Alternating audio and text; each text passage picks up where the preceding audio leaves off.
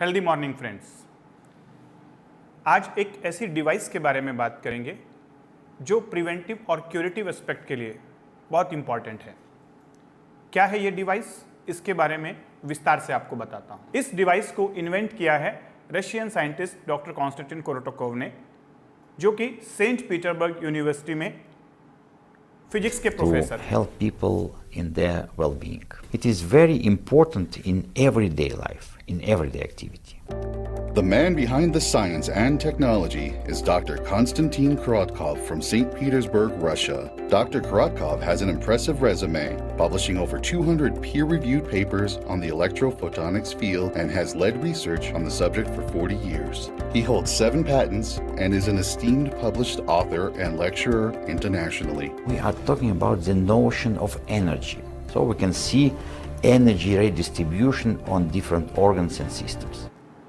उन्होंने biophotonic emissions, Kirlian photography, gas discharge visualisation, energy medicine, इस science को बहुत लंबे समय तक एक्सप्लोर किया और समझने के बाद उन्होंने इस डिवाइस को इन्वेंट किया।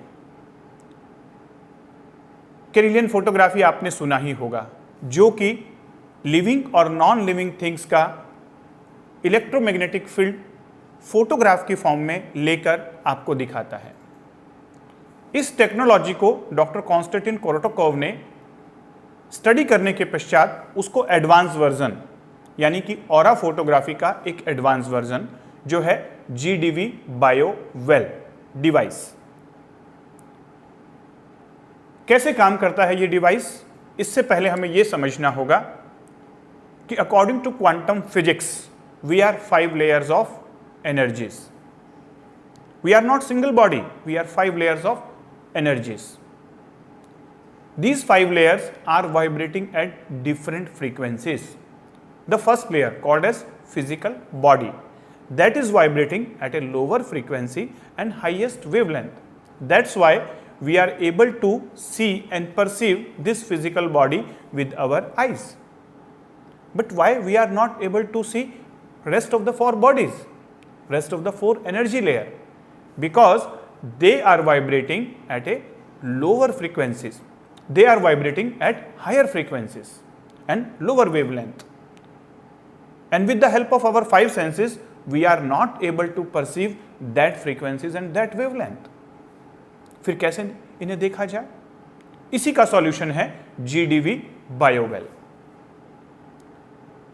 क्वांटम फिजिक्स ने मेडिकल साइंस के डायमेंशन को ही चेंज कर दिया है। अभी तक मेडिकल साइंस न्यूटोनियन फिजिक्स पर आधारित था, यानी कि वो केवल ब्रेन और बॉडी की बात करता था।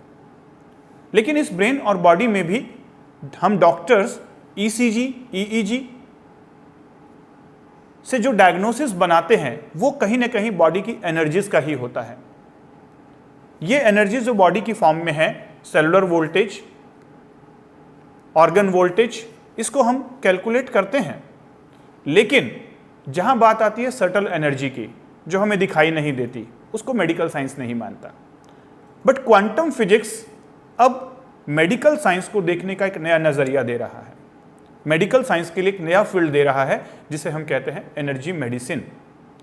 अकॉर्डिंग टू एनर्जी मेडिसिन, हमारे चारों तरफ एक बायो इलेक्ट्रोमैग्नेटिक फील्ड होता है, जिसे आम लैंग्वेज में, एक लेमन लैंग्वेज में ऑरा कहा जाता है, बट साइंटिफिक टर्म उसके लिए है बायो इलेक्ट्रोमैग्नेटिक फील्ड। और इस फील्ड के अंदर बहुत सारी एनर्जी होती है और बहुत सारी इंफॉर्मेशन होती है। जैसे हम ECG या EEG के द्वारा बॉडी से ऑर्गन्स के रिलेटेड इंफॉर्मेशन कलेक्ट करके उसका यूज डायग्नोसिस में करते हैं, सेम टू सेम ये जो बायो फील्ड है, अगर कुछ ऐसी डिवाइसेस हों जिससे हम इस बायो फील्ड का एनालिसिस कर सकें, इंफॉर्मेशन यहां से कैप्चर कर सकें, तो शायद बहुत सारी ऐसी इंफॉर्मेशन हमें डिजीज और हेल्थ के बारे में मिल सकती हैं, जिसका पता अभी हम मेडिकल साइंस के द्वारा नहीं लगा पा रहे हैं। और इसी फील्ड पर काम करते हुए रशियन साइंटिस्ट डॉक्टर कॉन्स्टेंटिन कोरोटोकोव ने इस डिवाइस को इन्वेंट किया। अभी तक इस बायोफील्ड को एनालाइज करने के लिए पूरे वर्ल्ड में बहुत कम डिवाइसेस हैं, जिनमें से 2 डिवाइसेस को ऑथेंटिक माना गया है, साइंटिफिकली प्रूव्ड माना गया है। ये दो डिवाइसेस हैं, फर्स्ट GDV बायोवेल जिसकी आज हम बात करेंगे, और दूसरा है बायोफील्ड व्यूअर जो आपका लाइव ऑरा और बायोमैग्नेटिक फील्ड में चेंजेस को शो करता है। पहले हम समझेंगे कि ये GDV बायोवेल है क्या, कैसे काम करता है और इसके अंदर में क्या क्या कंपोनेंट हैं। GDV बायोवेल आपके फिंगर्स को स्कैन करता है। जब आप इसमें फिंगर इंसर्ट करते हैं और इलेक्ट्रोड को टच करते हैं तो एक हल्का सा करंट, बहुत ही माइनर क्वांटिटी का, बहुत ही माइनर वोल्टेज का आपके फिंगर्स को दिया जाता है, जिसकी वजह से इस फिंगर के इलेक्ट्रॉन्स हायर ऑर्बिट स्टेट में एक्साइट हो जाते हैं और यही इलेक्ट्रॉन जब लोअर ऑर्बिट स्टेट में आते हैं, लोअर ऑर्बिट में डाउनफॉल होते हैं तो वो फोटोन एमिट्स करते हैं और ये इलेक्ट्रोफोटोनिक एमिशन जो होता है उसको ये बायोवेल कैमरा GDV बायोवेल, उसके अंदर जो सेंसर कैमरा लगा हुआ है वो कैप्चर करता है और इस कैप्चर करने के बाद इस बायोफोटोनिक एमिशन से, इमेजेस से वो इंफॉर्मेशन कलेक्ट करता है इस पर्टिकुलर फिंगर से रिलेटेड ऑर्गन्स की। हमारी हर फिंगर मोर देन 10 ऑर्गन्स के साथ जुड़ी होती है। तो इस तरीके से ये जो 10 फिंगर्स हैं इसके द्वारा हम पूरी बॉडी के डिफरेंट सेल्स का, डिफरेंट ऑर्गन का, डिफरेंट टिश्यूज का बायोफोटोनिक एनालिसिस, एनर्जी एनालिसिस कर सकते हैं।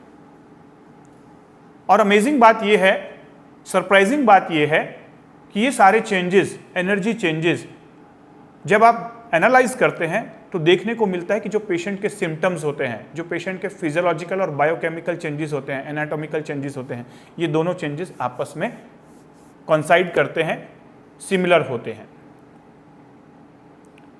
मेडिकल साइंस अगर इस GDV बायोवेल साइंस को, इस बायोफील्ड की साइंस को इंटीग्रेट करे तो बहुत सारी डिजीजेस का क्योर फाइंड आउट किया जा सकता है, बहुत सारे डिजीजेस को प्रिवेंटिव लेवल पर ही डायग्नोज किया जा सकता है। अकॉर्डिंग टू एनर्जी मेडिसिन, हमारे शरीर में जो भी चेंजेस होते हैं, पैथोलॉजिकल चेंजेस, डिजीज, उनका जो प्रोग्रेस होता है वो कुछ स्टेप में होता है। पहला स्टेप होता है एनर्जी चेंजेस, यानी कि जो सेलुलर वोल्टेज है वो चेंज होना शुरू होती है, सेल का एनर्जी चेंज होना शुरू होता है। उसके बाद वो सेलुलर वोल्टेज और cellular energy changes physiological changes produce करते हैं और फिजियोलॉजिकल के बाद फिर बायोकेमिकल चेंजेस आते हैं। ये बायोकेमिकल चेंजेस मतलब आपके blood test, urine test, biochemical analysis, hormones, enzymes, ये सारे चेंजेस उसके बाद ही आते हैं। और इसके बाद आता है फिर पैथोलॉजिकल चेंजेस, यानी कि एनाटॉमिकल पैथोलॉजिकल चेंजेस। उसमें एनाटॉमी चेंज हो जाती है, यानी कि उसके अंदर या तो कोई गठान बन जाएगी या स्ट्रक्चरल चेंजेस आ जाएंगे, स्टोन बन जाएगा, ट्यूमर बन जाएगा या उसकी स्ट्रक्चर डिसफॉर्म हो जाएगी।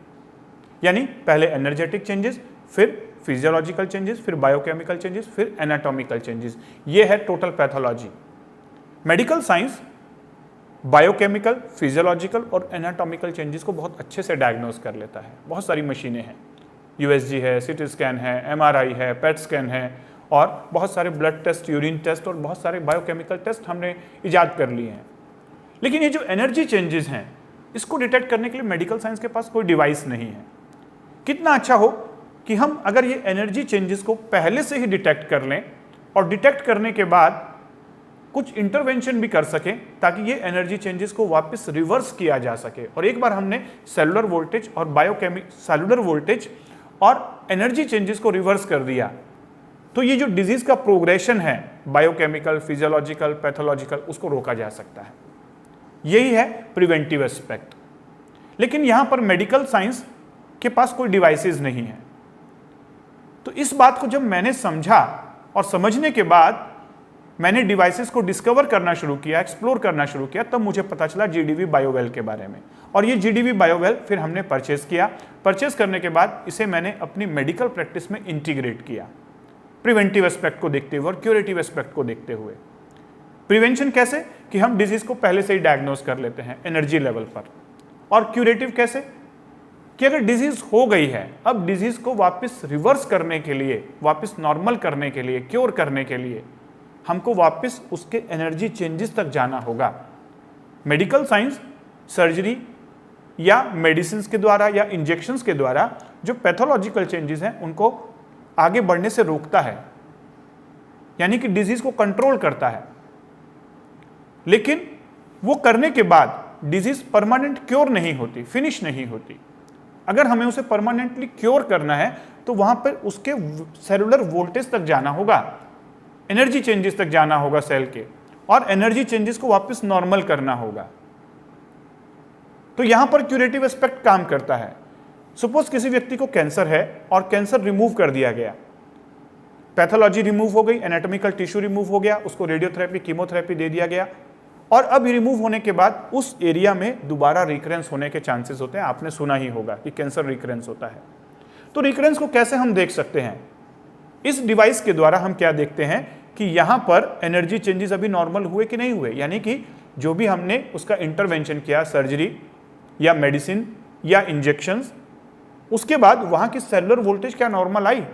ज्यादातर केसेस में सेलुलर वोल्टेज वापस नॉर्मल नहीं आता, इसीलिए वो सेलुलर एनर्जी चेंजेस वहां पर वापस होने शुरू हो जाते हैं और फिर वापस से डिजीज रिकरेंस हो जाती है।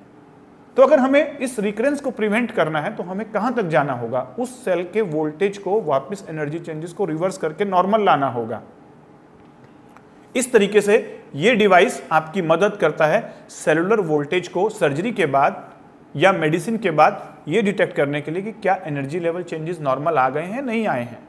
मेडिसिन, सर्जरी, रेडियोथेरेपी, कीमोथेरेपी, जो भी थेरेपीज हैं कैंसर के लिए, वो बहुत इंपॉर्टेंट है, उन्हें तो लेना ही होगा क्योंकि डिजीज वहां तक प्रोग्रेस कर गई है। लेकिन उसको लेने के साथ साथ हमें यह भी समझना होगा कि हम कैंसर को रिकरेंस नहीं चाहते।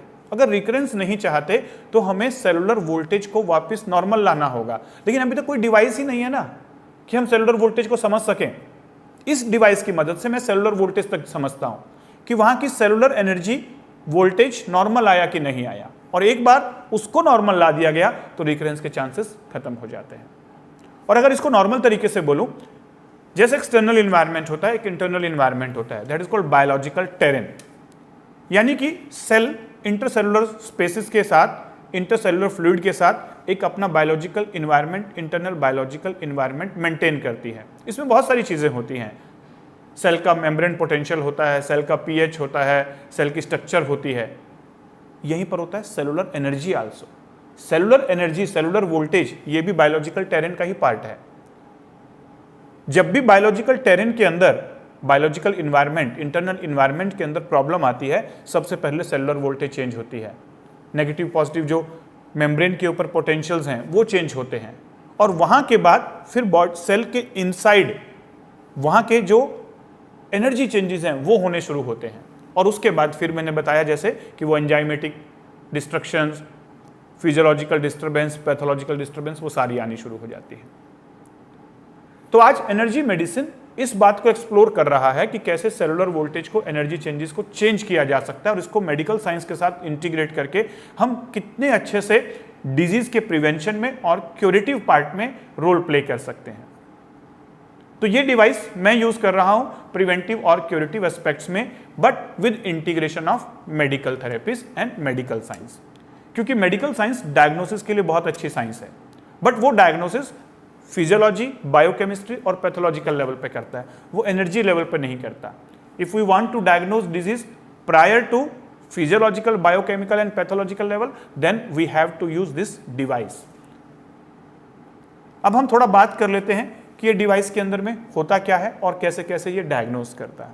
जैसे मैंने बताया, ये फिंगर्स के जो 10 पॉइंट्स हैं, एक फिंगर 10 ऑर्गन से जुड़ा हुआ होता है, उसके अकॉर्डिंगली पूरे शरीर का biophotonic analysis gas discharge visualisation method के द्वारा डायग्नोज किया जाता है। उसके अकॉर्डिंगली हमारे बॉडी के चारों तरफ, फिजिकल बॉडी के चारों तरफ एक बायोमैग्नेटिक फील्ड होता है, और ये बायोफील्ड का नॉर्मल वोल्टेज होता है या नॉर्मल एनर्जी होता है 40 to 70 जूल्स। 40 to 70 joules. अगर वोल्टेज इस रेंज के बाहर चला गया, यानी कि लेस देन 40 हुआ या मोर देन 70 हुआ, तो आपका ये जो बायोफील्ड है इसके अंदर चेंजेस आने शुरू हो जाएंगे। और ये चेंजेस बायोफील्ड एनालाइजर के द्वारा या इस जीडीवी बायोवेल के द्वारा देखा जा सकता है। हम समझ सकते हैं इस ऑरा के दो पार्ट होते हैं, एक इनर ऑरा, एक आउटर ऑरा। इनर ऑरा एक सर्कल की तरह, एक प्रोटेक्टिव लेयर की तरह आपके चारों तरफ काम करता है, और आउटर ऑरा एक फेदरी लेयर होता है। ये फेदर्स होते हैं जो ऐसे मूव करते रहते हैं, जो आपको नेगेटिव एनर्जी से और डिजीजेस से या एक्सटर्नल जर्म से, एक्सटर्नल इन्वायरमेंट में होने वाली एनर्जी चेंजेस से आपको प्रोटेक्ट करते हैं। लेकिन ड्यू टू एक्सटर्नल इन्वायरमेंट और due to hurry worry and curry, due to stress, ये ऑरा डिस्टर्ब होते रहता है। और एक बार ऑरा के ये फेदर्स डिस्टर्ब हुए या इनर ऑरा में होल्स बन गए, वो प्रोटेक्शन कंप्लीट नहीं रहा, तो नेगेटिव एनर्जी और डिजीजेस हमारे इंटरनल इन्वायरमेंट में आती हैं। तो जीडीवी बायोवेल के द्वारा आप अपना ये जो ऑरा है इसके दो पार्ट्स को देखेंगे, outer aura, inner aura. Outer aura में ये पता चलेगा कि आपके फेदर्स की कंडीशन कैसी है, और इनर ऑरा में आपको ये देखना होगा कि इसका प्रोटेक्शन कंप्लीट है कि नहीं, कहीं से प्रोटेक्शन कहीं ब्रेक तो नहीं हो रहा है। फिर देखना होता है overall voltage 40 to 70, less than 40 is hypo energy state, more than 70 is hyper energy state, and both are not good for health. Health itself is a energy. अगर आपकी एनर्जी प्रॉपर है तो आपकी हेल्थ प्रॉपर है। According to quantum physics everything is energy and energy is everything. We are vibrating body. So ये scan जो है ये आपके एनर्जी हेल्थ स्कैन है, यानी कि आपके हेल्थ को एनर्जी लेवल पर डिटेक्ट करके बता रहा है। 40 to 70 होना चाहिए नॉर्मल एनर्जी ऑफ हेल्थ। जैसे ही लेस देन 40 हुआ आपको डिजीज आने की संभावना बढ़ जाएंगी, लेस देन 70 हुआ, मोर देन 70 हुआ, लेस देन 40 हुआ, दोनों ही कंडीशन में आपको डिजीज आने की संभावना बढ़ जाएगी। फिर इसके बाद क्या करते हैं, इसके बाद अब ये हमारे शरीर के अंदर जो 72,000 नाड़ियां होती हैं, जो 12 मेरिडियंस होती हैं, जो 7 चक्रास होते हैं, उनका वोल्टेज और उनका एनर्जी कैलकुलेट करके बताता है। ये बात शायद आपको सुन के थोड़ा अलग लग रहा होगा, हो सकता है कि आप मेरी इस बात से एग्री ना करें। मैं आपको थोड़ा सा और इलेबोरेटिव वे में बताना चाहता हूं। जैसा हमारी फिजिकल बॉडी है, हमारी फिजिकल बॉडी के अंदर एक बॉडी और होती है जिसको हम बोलते हैं एनर्जी बॉडी। इसमें होती हैं 72,000 नाड़ीज और एनर्जी चैनल्स, और इनके अंदर एनर्जी फ्लो करती है। साइंटिस्ट ने इन्हें प्राइमोवेस्कुलर स्ट्रक्चर कहा है, क्योंकि इलेक्ट्रॉन माइक्रोस्कोप के द्वारा ये प्राइमोवेस्कुलर स्ट्रक्चर्स को देखा जा सकता है, और देखने के बाद उसमें एनर्जी के एनालिसिस भी किया जा सकता है।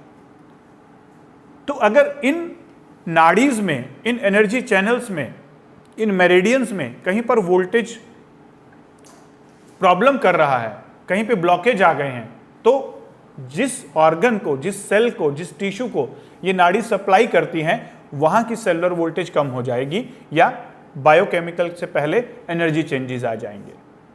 तो ऐसे में ये डिवाइस 72,000 नाड़ियों में से कुछ कुछ मेजर नाड़ीज का, कुछ कुछ मेजर मेरिडियंस का, जो 12 मेजर मेरिडियंस होती हैं, उसका मेरिडियन वोल्टेज कैलकुलेट करके बताता है। 4 to 6, हर मेरिडियन के अंदर 4 to 6 एनर्जी होनी चाहिए। Less than 4 again hypo, more than 6 hyper. Hypo and hyper both are not good. जैसे कि आपने सुना ही होगा, हाइपोटेंशन, हाइपरटेंशन, ब्लड प्रेशर कम हो जाए तो प्रॉब्लम, ब्लड प्रेशर ज्यादा बढ़ जाए तो problem. Hypothyroidism, hyperthyroidism, thyroid level कम होने से तो प्रॉब्लम, थायराइड लेवल बढ़ने से तो problem. Same to same energy should be balanced, excess भी नहीं होना चाहिए। कई बार लोग मुझसे कहते हैं कि सर मेरा एनर्जी तो बहुत ज़्यादा है, तो ये तो अच्छा हुआ। No no, it's not like that energy. जब आपकी subtle energy, bio electrical voltage 4 to 6 के रेंज में होगी हर पॉइंट पर, और ओवरऑल 40 to 70 के रेंज में होगी, तब आपका ओवरऑल फिजिकल एनर्जी, तब आपका डायनामिक होगा, वाइब्रेंट होगा। फिर हम एक एक एनर्जी सेंटर्स का वोल्टेज देख सकते हैं। ये जो चक्र हैं, इनको अलाइनमेंट देखा जाता है कि कितने अलाइन है। ये सेंट्रली 100% अलाइनमेंट होना चाहिए। लेकिन we are human being, we are not God, और हम योगी भी नहीं हैं, हम तो भोगी हैं। इनफैक्ट या तो भोगी हैं या रोगी हैं, योगी नहीं हैं।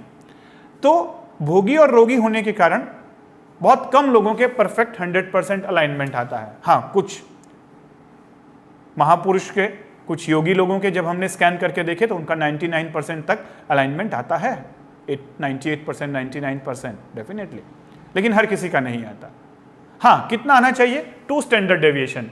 ये 100% के इधर 2 लाइनें आपको दिखाई देंगी, यह है 2 स्टैंडर्ड डेविएशन। इन 2 स्टैंडर्ड डेविएशन के अंदर आपको देखना है कि कितना अलाइन है। विद इन 2 स्टैंडर्ड डेविएशन अगर है तो आप नॉर्मल हैं।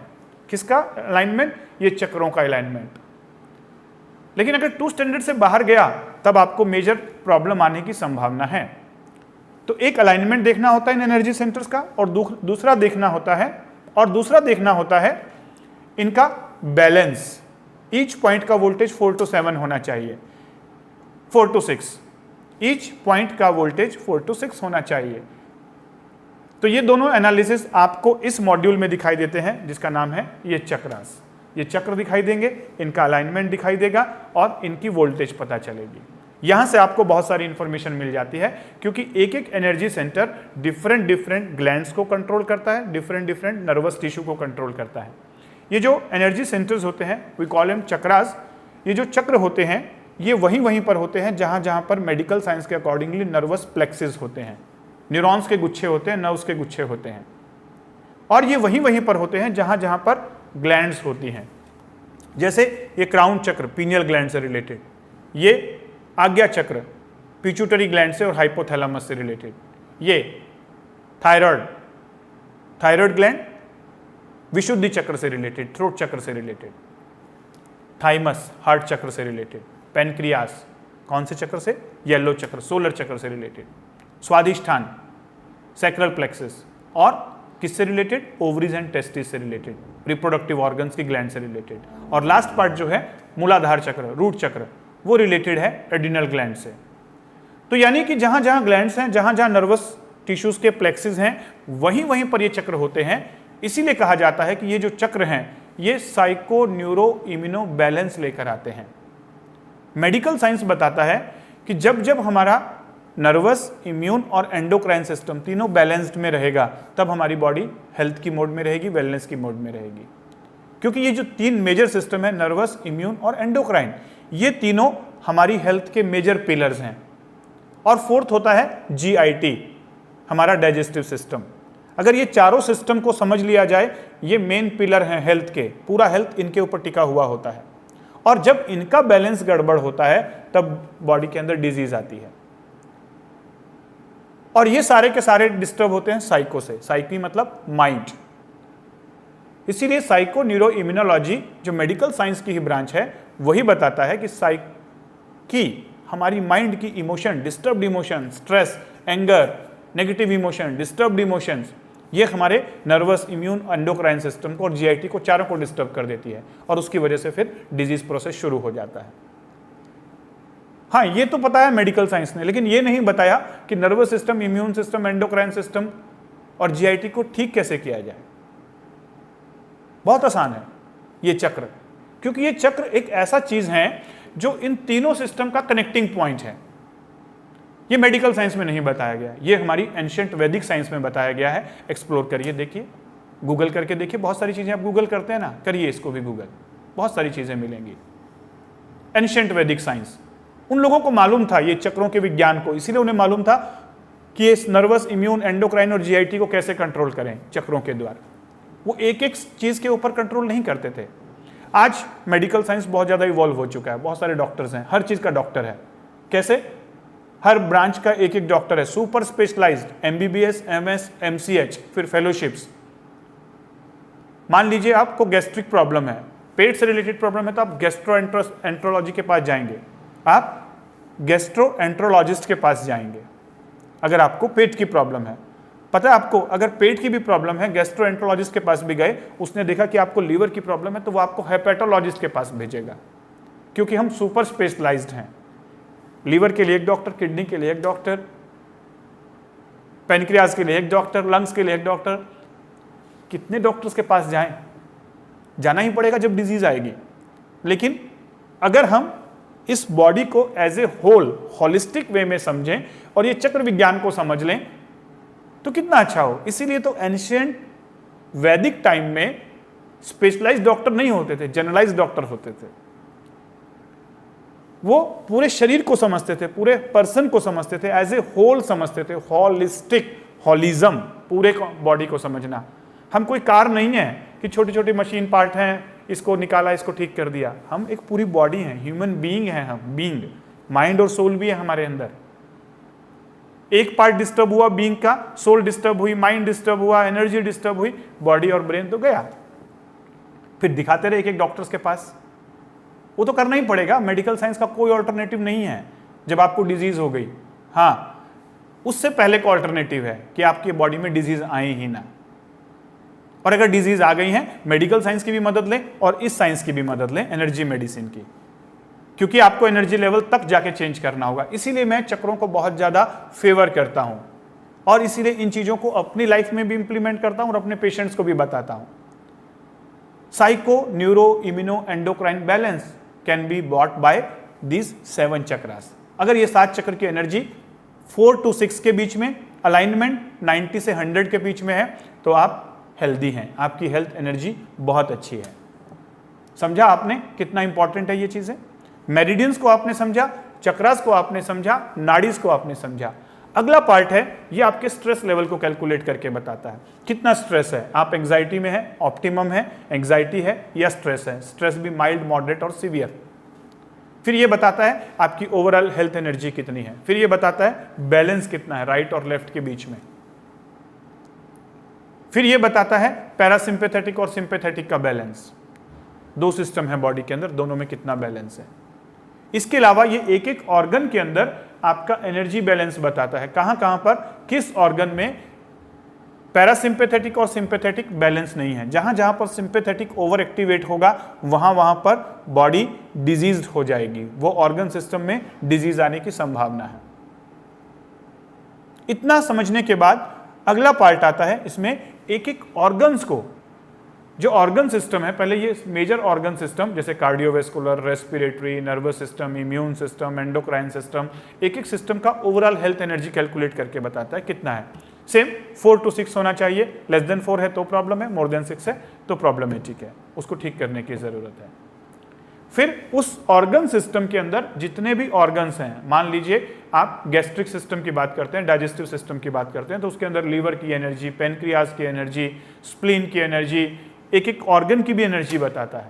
यानी कि ये एक ओवरऑल बॉडी की एनर्जी, फिर मेरिडियंस की एनर्जी, फिर चक्रास की एनर्जी, फिर उसके बाद ऑर्गन सिस्टम की एनर्जी और उसके बाद ऑर्गन्स की एनर्जी तक जाके बताता है। उसके बाद तो फिर सेलुलर लेवल बचता है। तो यानी अगर आपने ओवरऑल अपनी बॉडी की हेल्थ एनर्जी को समझ लिया और जहां जहां पर डिस्टर्बेंस है वहीं वहीं पर डिजीज आने की संभावना होती है अगले 3 से 6 महीने में। मोटा मोटा डायग्नोसिस ऐसे बनता है कि ये जीडीवी बायोवेल स्कैन जहां जहां पर आपके एनर्जी डिस्टर्बेंस शो करेगा, या तो आपको अभी एट प्रेजेंट में उस ऑर्गन से रिलेटेड कोई पैथोलॉजी है, डिजीज है, या हो सकता है कि अभी कुछ भी सिम्टम्स ना हो और वो सारे चेंजेस अभी एनर्जी के लेवल पर हों, लेकिन आने वाले 4 से 6 महीनों में, 8 महीनों में ये सारे एनर्जी चेंजेस फिजियोलॉजिकल, बायोकेमिकल और पैथोलॉजिकल प्रोसेस लाने वाले हैं। चॉइस आपकी है, पहले से ही समझना है या डिजीज आने के बाद समझना है। और कहीं ना कहीं हमने अपना लाइफस्टाइल इतना अनहेल्दी कर दिया है, डाइट पूरी डिस्टर्ब, लाइफस्टाइल, उठने का समय, सोने का समय, खाने का समय सब डिस्टर्ब।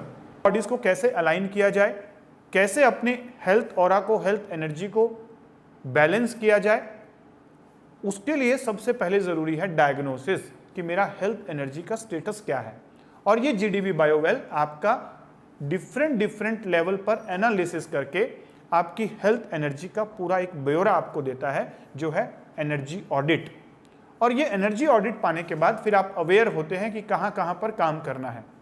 फिर बहुत सारी चीजें हैं हमारे इस पॉजिटिव हेल्थ जोन में, जहां पर हम लाइफस्टाइल मॉडिफिकेशंस के द्वारा, आयुर्वेद डिटॉक्सिफिकेशंस के द्वारा, नेचुरोपैथी रिजुविनेशंस के द्वारा, साइकोन्यूरोबिक साइंस के द्वारा, चक्र विज्ञान के द्वारा, माइंड साइंसेस के द्वारा, हिप्नोथेरेपी के द्वारा, ये सारी साइंसेस जो कि मेटाफिजिकल साइंसेस हैं। इंटीग्रेशन ऑफ एंशिएंट वैदिक science with modern medical system, integration of medication with meditation, integration of physical sciences with metaphysical sciences. तो ये unique integrated holistic health care approach से फिर हम आपकी हेल्थ एनर्जी को वापस नॉर्मल लेकर आते हैं। बट पहला स्टेप है रिस्पॉन्सिबिलिटी लेना, पहला स्टेप है रिस्पॉन्सिबिलिटी लेना, my health my responsibility, my life my responsibility. दूसरा स्टेप है अपने हेल्थ एनर्जी स्कैन को करवाकर समझना कि मैं किस प्रकार का हूँ, मेरी हेल्थ एनर्जी कहाँ गड़बड़ है।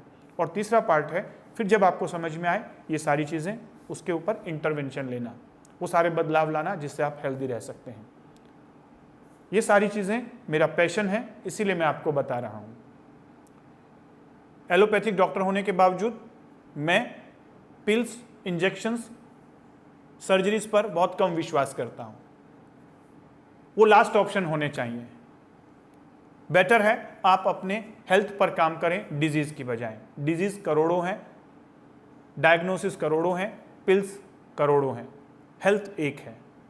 बेटर है इस हेल्थ के एस्पेक्ट पे काम करें, सब कुछ हेल्दी हो जाएगा। Health scan, energy health scan, GDV bio.